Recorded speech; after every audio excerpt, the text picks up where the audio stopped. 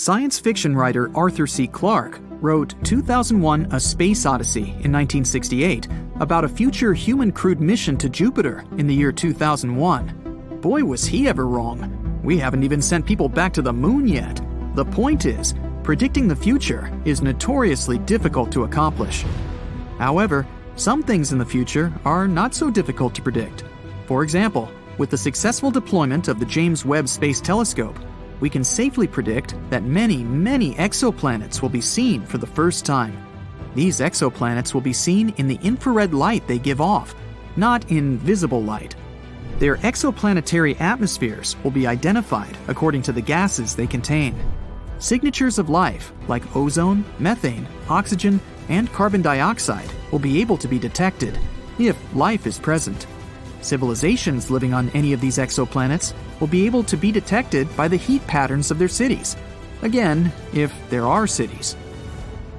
There are many discoveries and inventions in laboratories and research think tanks at the present time that we will become aware of within the next 10 years.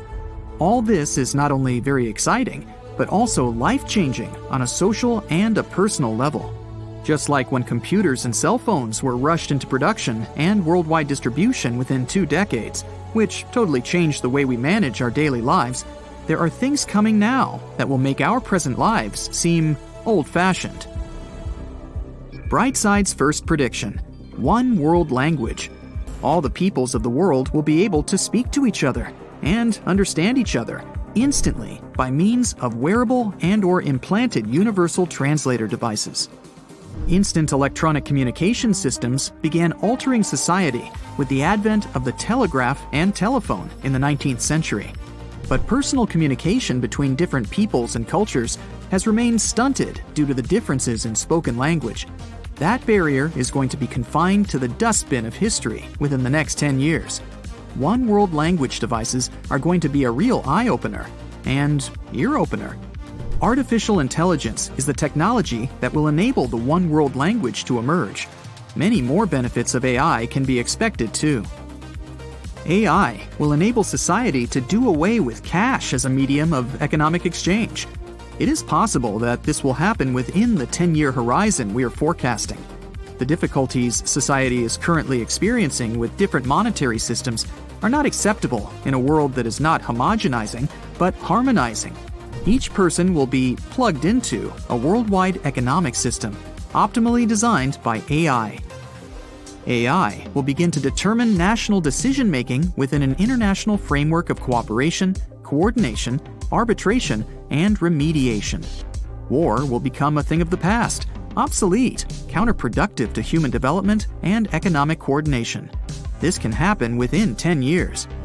You may be beginning to doubt these predictions. Just hold your doubts for now.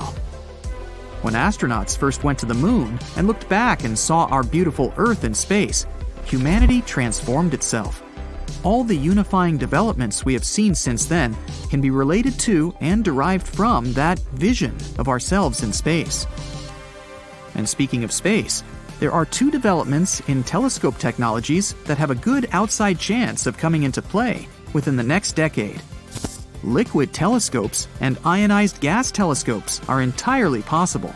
Liquids in zero gravity form themselves into a reflective surface. No polishing or adaptive optics are necessary. A huge reflective surface can be created in orbit, so big that we could probably see the smiles on the faces of the exoplanet inhabitants, if they exist, and a million other things too small to see with the James Webb Space Telescope. No, don't laugh. NASA has already bought into this liquid telescope idea and is testing it in space right now. Ionized gas is also perfectly reflective.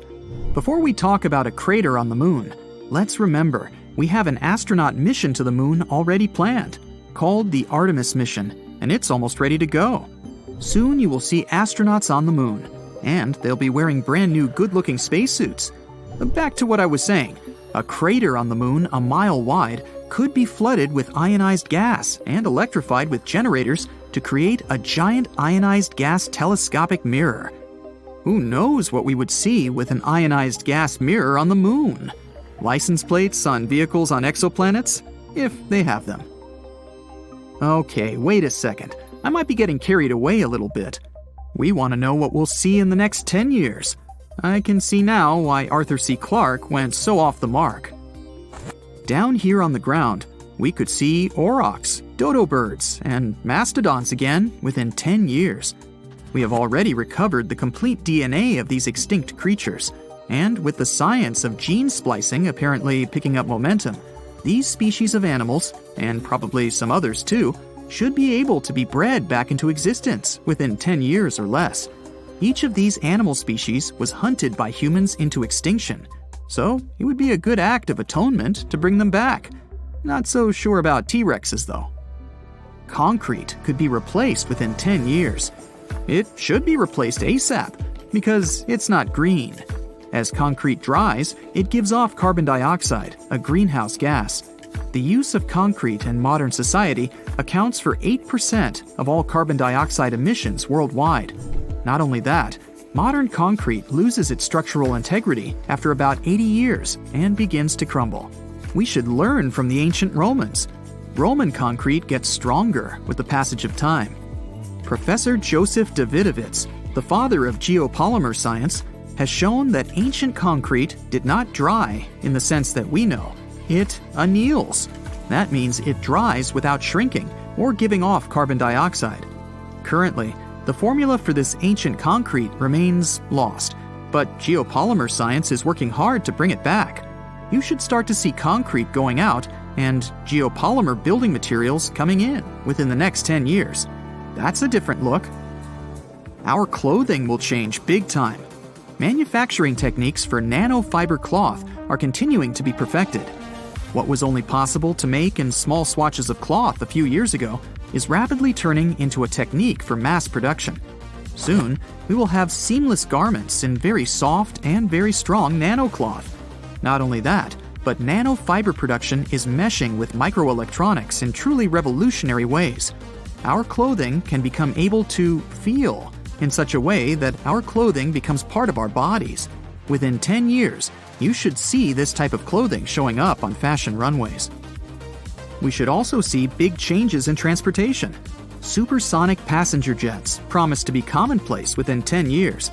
For over 25 years, from the 1970s until the new millennium, we had the Concorde, a French airplane that could travel at over twice the speed of sound, Mach 2.02 to be precise. It was discontinued for safety reasons in 2003. Everything looks promising now for the return of supersonic passenger flight.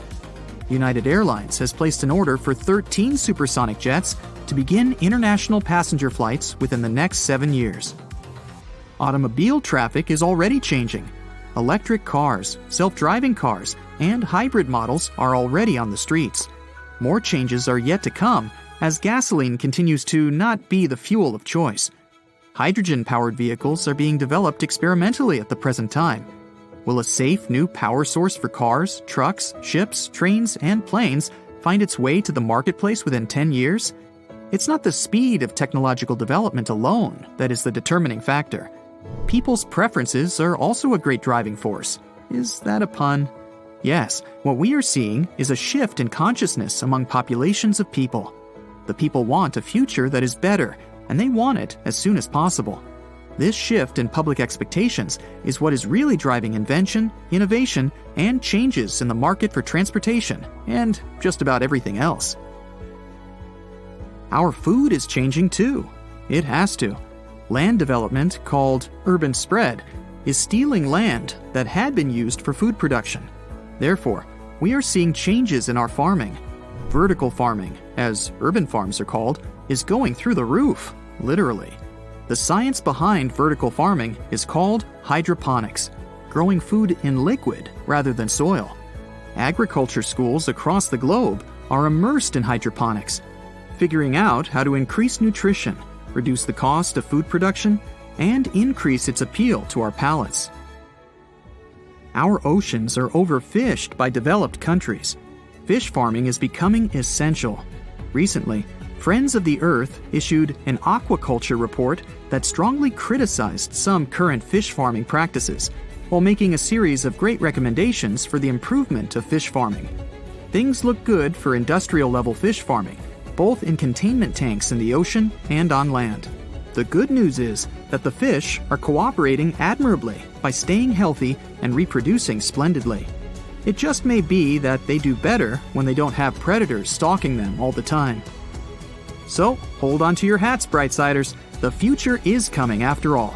It looks good from here. Lots of career openings in new fields, innovations coming into the marketplace, and new products that will create new lifestyles. But I haven't got a clue as to what kind of hairstyles we'll see in 10 years. That's going to be totally up to you. The most incredible technology for transporting things and people could be teleportation. Unfortunately, we won't see a teleportation machine in the near future. But we will be able to ride perfect self-driving cars with autopilots on the road and in the air. We will also ride flying motorcycles and take a vacuum train to get from New York to Los Angeles in just a few minutes.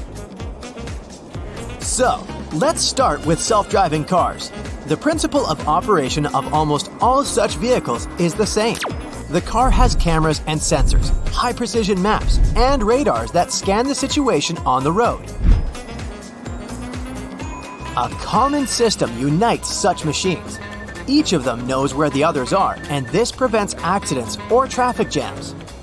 Of course, today's cars with autopilot are not so impressive. Many people drive them. But imagine what will happen when all vehicles on Earth get united by a common artificial intelligence. People will forget about traffic jams forever. Computers will predict dangerous situations and prevent them. But what will people do on the road if they don't drive cars? The developers will focus on passenger entertainment. The car will be able to tell you the exact time of the trip. Do you need to arrive at noon sharp? Okay, the car may intentionally slow down or increase its speed. It will turn into a real electronic assistant.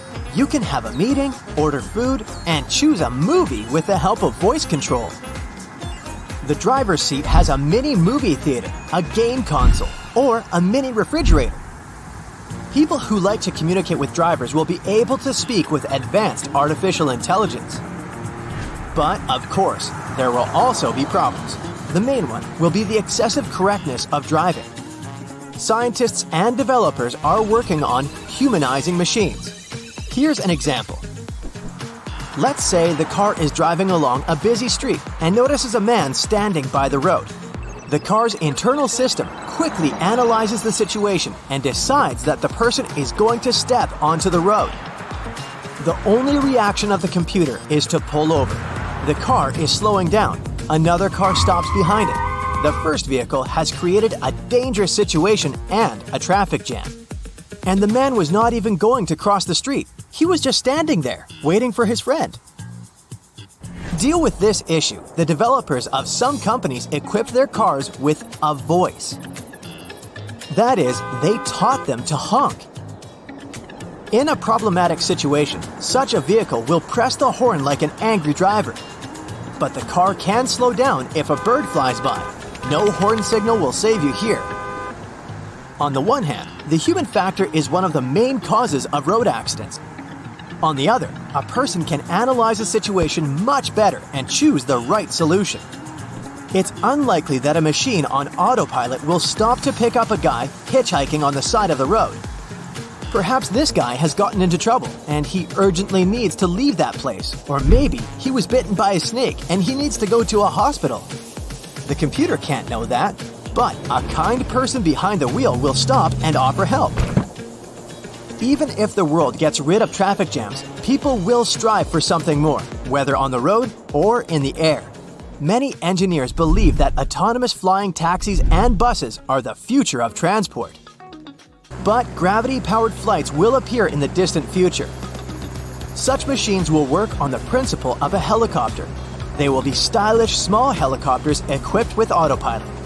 Uber and other companies are investing in such technologies, and you might soon be able to use them.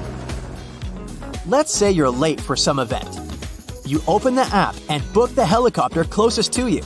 Next, you go to the roof, where many aircraft are parked. Then your pilot takes you to the parking lot of your destination. And from there, you quickly reach the location you need. And imagine the same thing, but for many people at once. You arrive at a particular train station and get on a bus with wings. It takes off and follows a long route, taking you and other passengers to another city. And what if such giant buses could take you into space? Not only cars will have propellers, but also motorcycles. There are already hover bikes designed for one passenger. You put on a helmet and sit on a small device. In 2025, you will be able to buy such bikes for $50,000. Unlike flying cars, hover bikes cannot take off to a great height or accelerate to high speeds. But in the future, this technology will evolve. Air taxis and autopilot cars only work in the air or on smooth roads. But what if you need to cross an area with a mountainous landscape or swamps? For such off-road areas, Hyundai has developed the coolest SUV. Instead of wheels, it has legs. This walking vehicle passes through difficult sections and does it with maximum comfort. Each leg has knees and can bend. It will take you to a high hill or even to the top of a volcano. Soon, you won't need to go shopping because stores will come to you. Toyota has already created an unusual car you can turn into a store with any goods. Clothes, groceries, toys, jewelry, whatever. Such vehicles could improve delivery services and provide more comfort to people on trips. But the most incredible technology that will appear in the future is the Hyperloop. It's a train on an aerodynamic cushion. Imagine a capsule traveling at a speed of 760 miles per hour inside a vacuum tube. The interior resembles a spaceship capsule. You take your seat and fasten your seatbelt. Right now, you're accelerating to a speed that exceeds the speed of sound. But inside the cabin, you don't feel this speed. If you watch this train from the side, it will pass by you faster than you blink, and that's how it works. You know air hockey, right?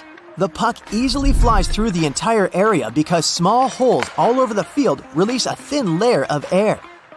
The puck doesn't touch the field itself, it levitates. There's no friction, so it just moves around the area. The Hyperloop works on a similar principle, but the air is coming from the capsule, not from the tube. Thus, a tiny distance appears between the capsule's walls and the tunnel. And with the help of an electric motor, the train is set in motion. Okay, we figured out the friction force, but what about air resistance? The fact is that at very high speeds, large objects can't move quickly if the air is very dense. You literally crash into the air, and it limits your speed. Standard airplanes fly at an altitude with much lower air density to develop high speed. That's why the Hyperloop will move inside the pipe. Special equipment pumping the air out of this pipe will work on certain sections of this route. But some air will still be there since creating a complete vacuum requires a lot of energy. A special fan on the train's nose will move all the incoming air under the capsule. The movement of a vacuum train resembles the work of pneumatic mail. This is when parcels pass through pipes installed in a building, and these parcels move through the pipes thanks to air compression. The Hyperloop should work using solar panels installed on the roof of the pipe. Elon Musk has long come up with this idea, but its development has some difficulties. The air gap between the tube and the capsule must always be the same. Any pipe crack, bump, or stone can destroy the entire structure. What if a small earthquake happens somewhere?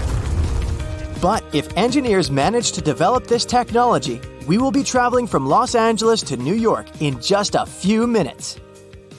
That's it for today. So hey, if you pacified your curiosity, then give the video a like and share it with your friends. Or if you want more, just click on these videos and stay on the bright side.